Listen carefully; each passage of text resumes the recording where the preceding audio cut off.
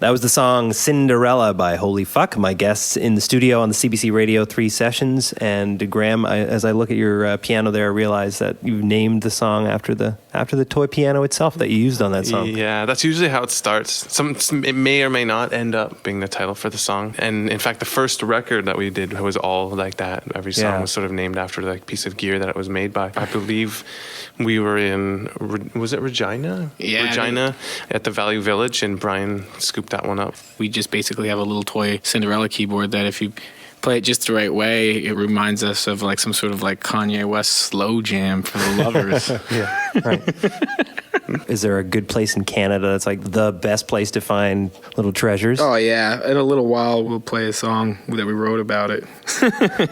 There's no lyrics, but you can imagine it's about this place called Frenchy's. I love Frenchy's. I mean, we're all three of us in this band are East Coasters, and I'm actually from the southwest shore of Nova Scotia, where Frenchy's thrives. It's like a wonderful little used clothing store where they just basically set up some pressboard troughs filled with soiled pants, and you go through and you find them for like a couple bucks each. And when you guys play live, I imagine that you get up there and you never necessarily know how it's all going to go down that particular night. How much planning do you actually do for a live show? We've got it to a point now where we do enough planning that we're not sort of freaking out beforehand, but not so much that we're totally regimented. When we first started out, there was no planning. We had hardly any set lists. And for me, the realization came when we were opening for Metric at the Cool House. And I think it was first of two nights, and we were getting up on stage in front of 1,500 people, and we realized, like, I don't think we had set lists at that point, or knew it was kind of like, what are we gonna do? Like we had sort of jams that we would do, but we didn't know. We would sort of play it by ear on stage, what order we would do them in and stuff like that. So then we finally have sort of organized ourselves that way with set lists, and then within the set we have songs that sort of have certain amounts of structure, but not really, but just enough that we can kind of create something out of it. And within that, we're free to go nuts and improvise and do whatever we want, because that's still the spirit of Holy Fuck, is to improv and make it different every night and all that kind of stuff. So do you come in, maybe I'll ask you this, Brian, if you come in, if you're playing a certain songs off the album, would you come in with one distinct feature of that out, like the distinct sample or the riff? Yeah, basically whatever keyboard or noise-making device that sort of cues that track will sort of be, that's sort of what's the constant. And then I guess the only reason why we're improvising on top of it is not so much like, oh, let's jam or let's improvise. It's more like, let's just see what we can do with making electronic music that still breathes and still makes mistakes and still falls apart and builds back up and is still organic. So it's to try to mirror that duality between something being electronic and sort of pre-set and bringing something new and sort of organic to it. So. Right.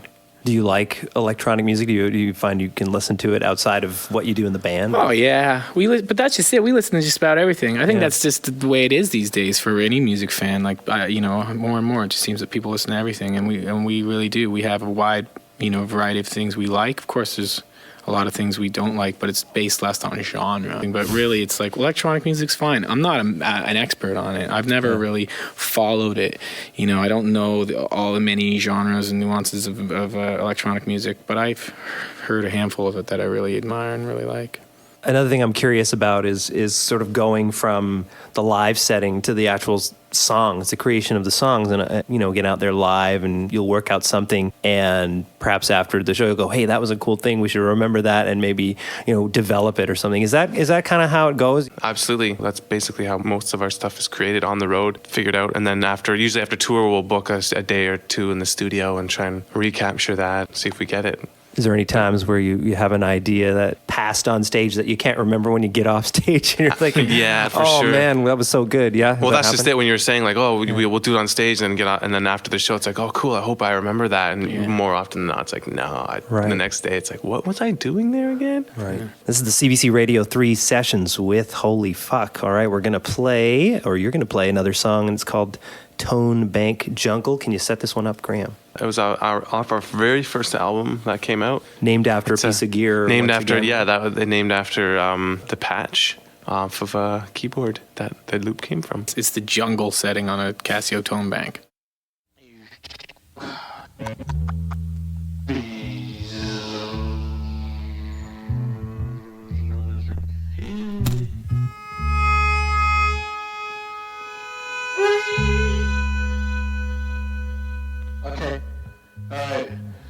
song's Tone Bank Jungle.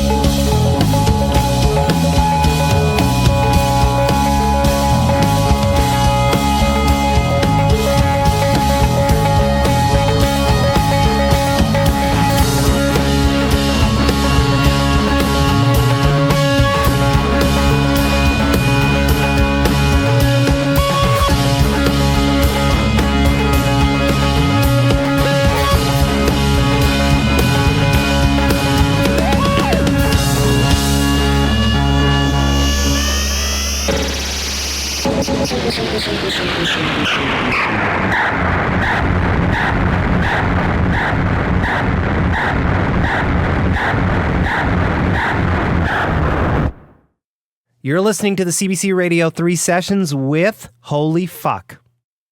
I agree. We're gonna play a song called Alan. Lovely Alan.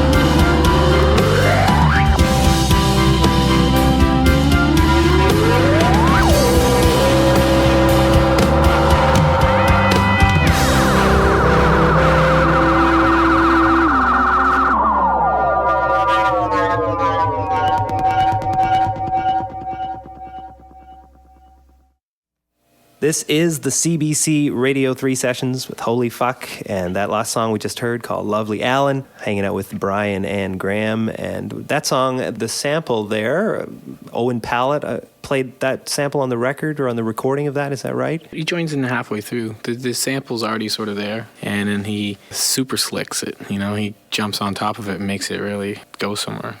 And is it true that the hard drive crashed in the making of the new record? Twice. 2 different hard drives. So you lost a whole bunch of stuff. Yeah, we did. We come out of the studio with a hard drive full of stuff, and we backed that up. It was like, okay, well, we got everything we need. But that was just like one single day in the studio ages ago. And we're almost ready to start mixing it. Like, it had it honed down to the certain amount of songs, and it crashed. So we basically had to go back to 3 different sessions that were just right back to the bedrock, so to speak, and start again. Luckily, working with Owen, he came in after the fact, not to reveal too much studio wizardry here, but he wasn't really in the room when we did it live. He did it, post the recording. Right. And that's the sad thing about this digital age we live in, and how easy it is to lose these, properties, even when you're trying to be careful and back things up. I'm curious about the idea of the performances that you do for a record, because if I imagine a band going in, you'll cut a song, and then maybe you'll cut 3 takes of the song and pick the best one, or comp A and B or something. But in your situation, I'm going to imagine if you did 3 or 4 takes, they might all be very different. So how do you decide democratically in the band which of the 4 takes you're going to pick, for example, Brian? Yeah, that's the hardest thing for me. I don't like homework. Playing live is so much fun. It's just such an energy you're getting from the audience and from each other. And then you go in the studio and you put the headphones on, and it doesn't feel the same. And then you doubted what you just did, so you do it again, and then maybe somebody else starts doubting it, and then you do it a 3rd time. Then you go home, and then you gotta work on it. It's not done, and even just picking which one I'd give up. I usually get Graham to do it. I'm like, I don't know which is the better take. I just want to go play live again, Yeah.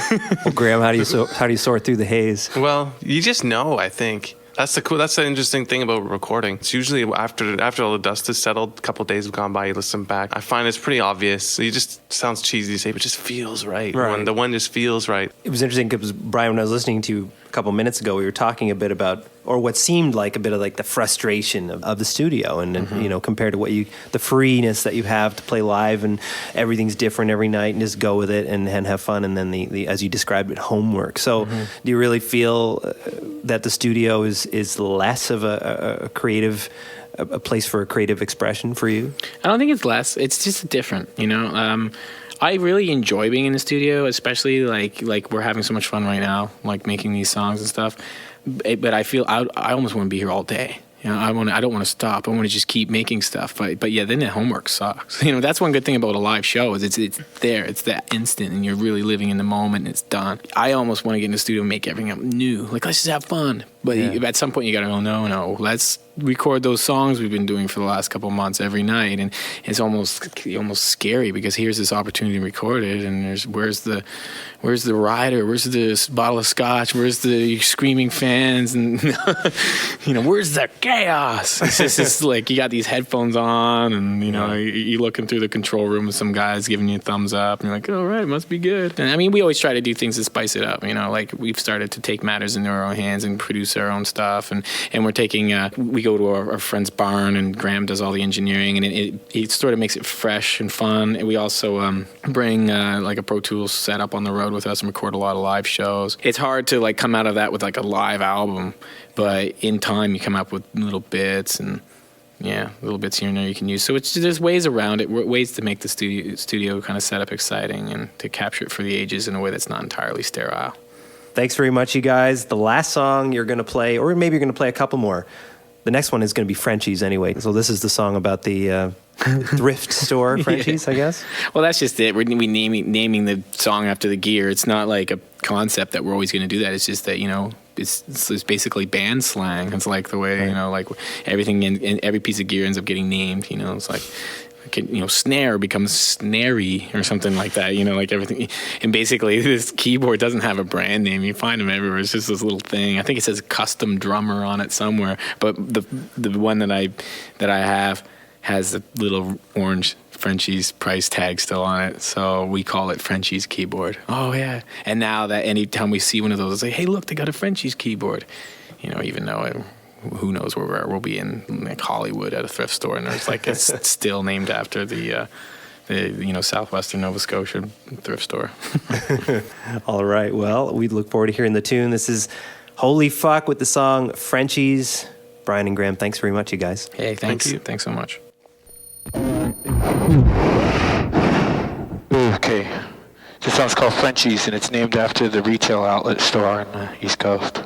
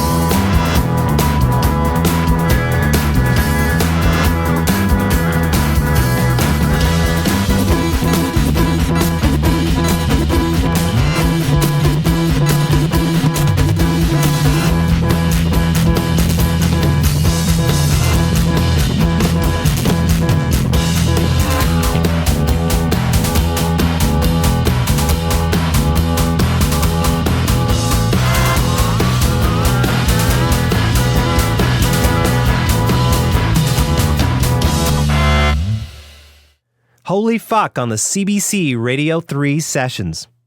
Okay. We're going to do a new song. Okay, wait, are we rolling? We're rolling. We're going to do this new song. This one's called Stilettos, and it's in the key of...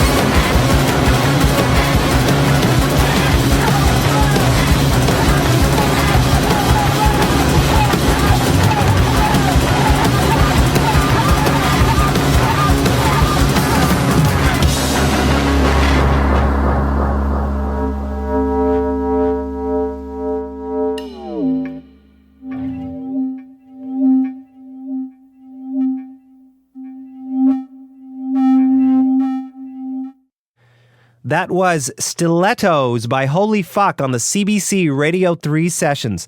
Thanks for this week's recordings to Ron Skinner, Don Pennington, James Booth, Carrie Musgrave, and Marie Bartlett. For more live off the floor studio recordings, check out our website at cbcradio3.com.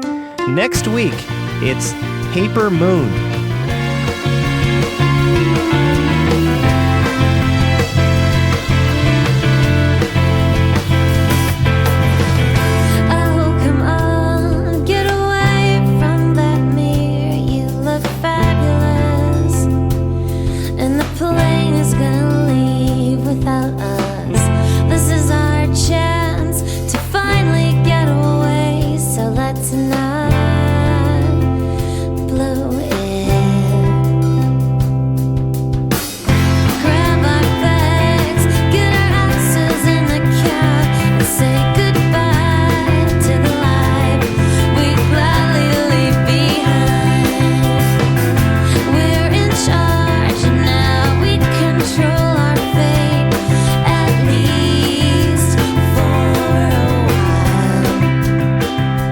That's Paper Moon next week on the CBC Radio 3 sessions.